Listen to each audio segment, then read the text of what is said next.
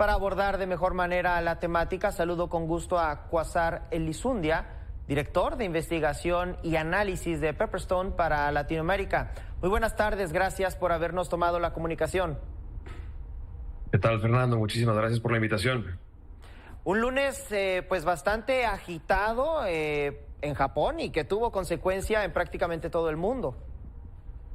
Yo creo que agitado, mi estimado Fernando, se le queda corto. De verdad que ha sido una jornada la cual ha sido extremadamente difícil en cuanto a la operativa en múltiples áreas de los mercados.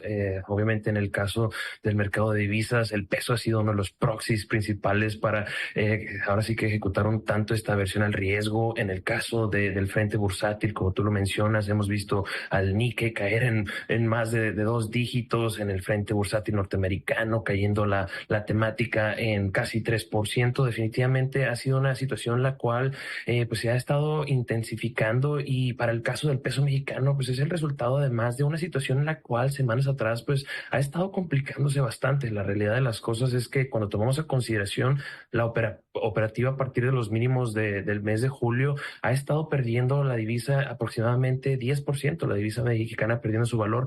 Si tomamos en consideración lo que llegó a perderse en esta jornada, en donde la divisa mexicana estuvo en algún punto cayendo en casi 5%, estamos hablando de una operativa de 15%. Y si tomamos los mínimos del año calendario 2024, pues una situación en la cual pues desfavorablemente ha cambiado la situación, donde anteriormente el peso mexicano había sido bastante favorecido por toda la cuestión de una temática bastante adecuada en el frente mexicano, el superpeso apoyado de la economía, adicionalmente del friendshoring o nearshoring.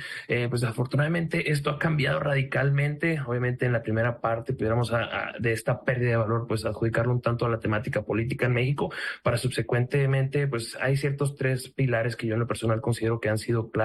Por un lado, obviamente la mejora, por así decirlo, en cuanto a la postura política, en cuanto a las encuestas luego del atentado en contra del expresidente Donald Trump. Eso pues ha sido una de las principales partes que ahí hasta en cierto modo arrancó esta siguiente o esta más reciente oleada de debilidad en cuanto al peso mexicano. Hay que recordar que obviamente pues Donald Trump es una persona la cual desde su punto de vista político pues ha tenido una postura bastante desfavorable en cuanto a cómo abordar a la cuestión comercial con México. Más recientemente hemos visto otros factores tales como obviamente la temporada de reportes financieros, donde debido a que se encontraba bastante alta la vara para medir a las grandes tecnológicas y estas hasta en cierto modo no han logrado desempeñar como se hubiera gustado, pues han creado aversión al riesgo. Adicionalmente hablamos de una economía mexicana la cual en el segundo trimestre pues obviamente decepcionando en cuanto al crecimiento trimestral, ubicándose en 0.2%, y más recientemente, para ponerle la cereza al pastel, obviamente esta cuestión de temores en cuanto a la economía mexicana, que se ha tardado la Reserva Federal de Estados Unidos en entregar recortes.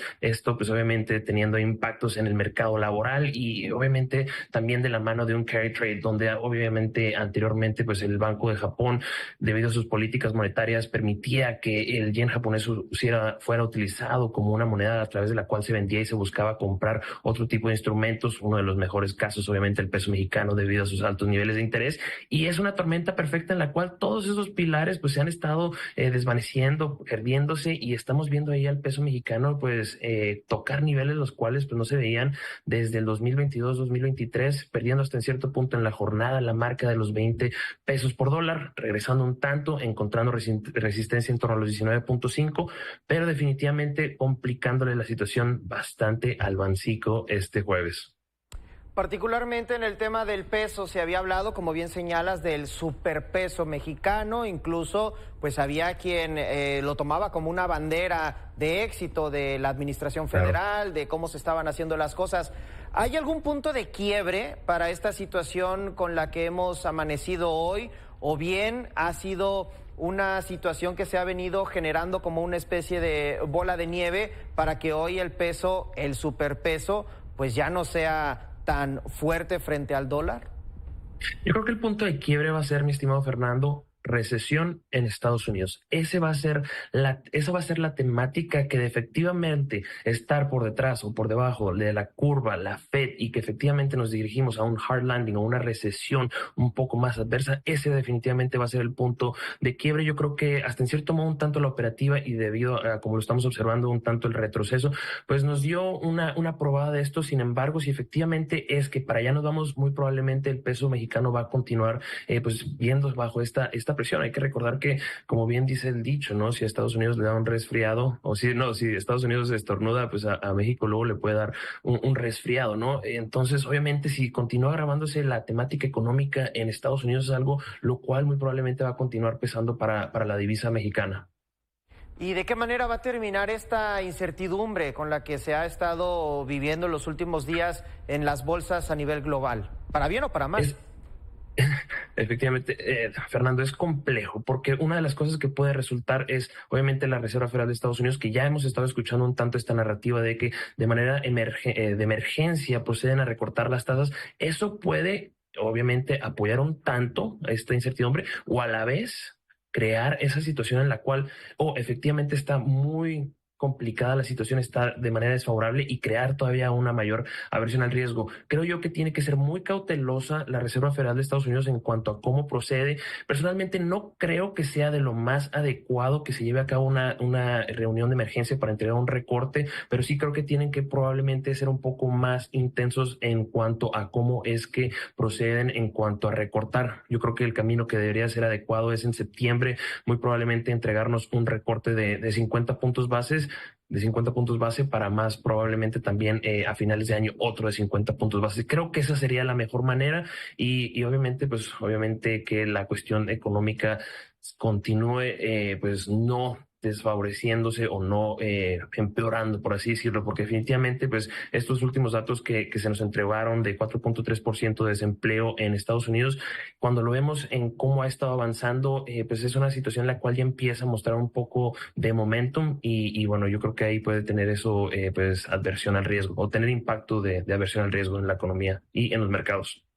Ya para finalizar, el tema de la economía, las bolsas, finalmente es un tema multifactorial en el que incluso la política juega un papel a veces determinante.